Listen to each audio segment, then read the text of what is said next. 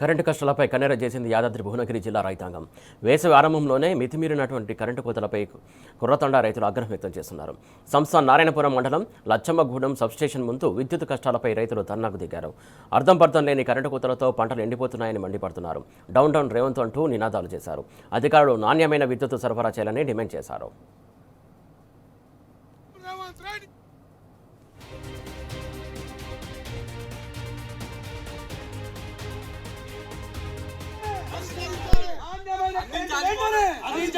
మొండి వైఖరి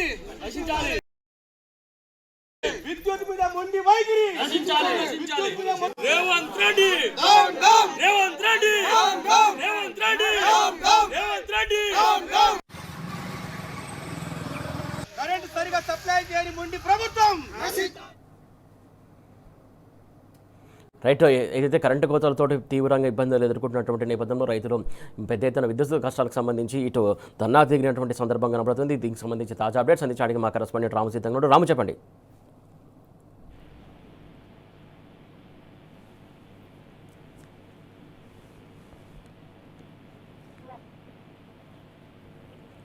రాము, చెప్పండి. కరెంటు కష్టాలకు సంబంధించి ఏదైతే యాదాద్రి జిల్లా భువనగిరికి సంబంధించినటువంటి రైతాంగం పెద్ద ఎత్తున నిరసన వ్యక్తం చేసింది, సబ్స్టేషన్ ముట్టడించినటువంటి సందర్భం మనం చూస్తున్నాం. దీనికి సంబంధించి తాజా అప్డేట్స్ ఏంటి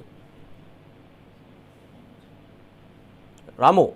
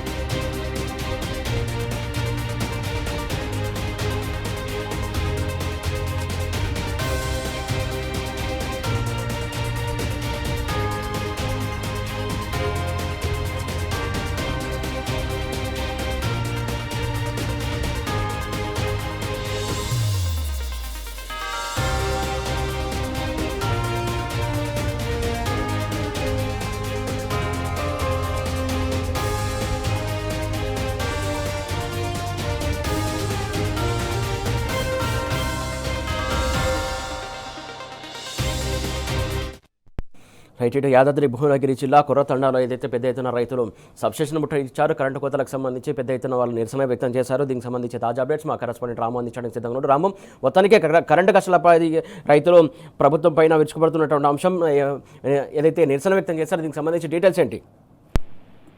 ఈరోజు యాదాద్రి భువనగిరి జిల్లాలో నల్గొండ జిల్లాలో కూడా ఎక్కడికక్కడ విద్యుత్ కోతలతో రైతన్నలు రోడ్డెక్కి నిరసన కార్యక్రమాలు చేశారు. ఈ యాసంగి సీజన్ లో పెద్ద ఎత్తున కూడా పంటలు సాగు చేశారు.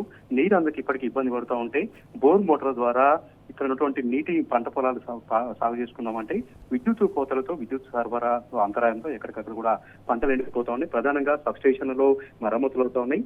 అదే కూడా ఎవరు కూడా పట్టించుకోవట్లేదంటూ కూడా ఈరోజు నారాయణపురం మండలం లచ్చమ్మగూడెం గ్రామంలో, అదేవిధంగా గుడిపల్లి మండలం పెద్దతండ గ్రామంలో కూడా పెద్ద ఎత్తున కూడా రైతులు సబ్స్టేషన్ ముట్టడించి ఆ ధర్నా కార్యక్రమం నిర్వహించారు.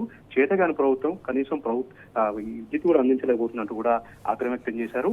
ఇప్పుడు వచ్చినటువంటి కాంగ్రెస్ పార్టీ ప్రభుత్వం ఇప్పటి వరకు ఒక సబ్స్టేషన్ నిర్మించలేదు. అదేవిధంగా మరమ్మతులకు సంబంధించి కానీ, లూజ్ లైన్లకు సంబంధించి కానీ, కొత్త ట్రాన్స్ఫర్ సంబంధించి కానీ ఎలాంటి చర్యలు తీసుకోవట్లేదంటూ కూడా వాళ్ళు ఆగ్రహం వ్యక్తం చేస్తా ఉన్నారు. ఒక్కసారిగా లోడ్ ఎక్కువై ఈ ట్రాన్స్ఫార్మర్ పేలిపోతా ఉన్నాయి, ట్రాన్స్ఫార్మర్ కూడా కాలిపోతా ఉన్నాయి. 2-3 రోజులప్పుడు కూడా విద్యుత్ శాఖ అధికారులు పట్టించుకోలేదు. రైతులే కొంత డబ్బులు వేసుకొని వాళ్ళే స్వయంగా ట్రాక్టర్లలో ఎడ్ల బండ్లలో విద్యుత్ మరమ్మతులకు సంబంధించి తీసుకెళ్లి అక్కడ ట్రాన్స్ఫార్మర్ బాగు చేయించుకొని మన విద్యుత్ పునరుద్ధరించుకుంటున్నారు. విద్యుత్ సంబంధించినటువంటి ఎవరు కూడా అందుబాటులోకి రావట్లేదు. ఏది వీలైతే కనీసం ఫోన్ లో కూడా మాకు సమాచారం అందించట్లేదంటూ కూడా నారాయణపురం మండలంలో, అదేవిధంగా దేవరకొండ నియోజకవర్గం గుడిపల్లి మండలంలో కూడా పెద్ద ఎత్తున రైతులు ఆగ్రహం వ్యక్తం చేస్తున్నారు. ఇప్పుడిప్పుడే వేసవి మొదలైంది. ఇక్కడ వేసవి తాపం ఎక్కువైపోయింది, ఎండలు కూడా ముదురుతా ఉన్నాయి. ఇక ముందు మేలో, ఏప్రిల్లో ఏ విధంగా ఉండబోతుంది, తమ పంటలు ఎట్లా గట్టెక్కించుకోవాలి, తమ పంటలను ఎలా కాపాడుకోవాలన్నటువంటి ఆందోళన అయితే రైతులు అయితే ఉన్నారు.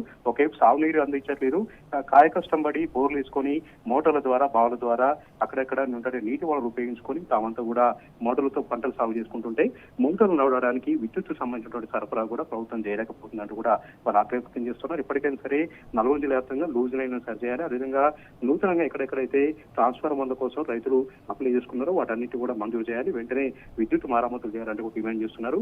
2 సంవత్సరాల కాలంలో ఒకటంటే ఒకటి కూడా సబ్ స్టేషన్ నిర్మించలేదు. అదేవిధంగా కొత్త ట్రాన్స్ఫార్మర్ల కోసం రైతులు దరఖాస్తు పెట్టినప్పుడు కూడా ఎవరు కూడా కొత్త ట్రాన్స్ఫార్మర్ అనేది మంజూరు చేయట్లేదు.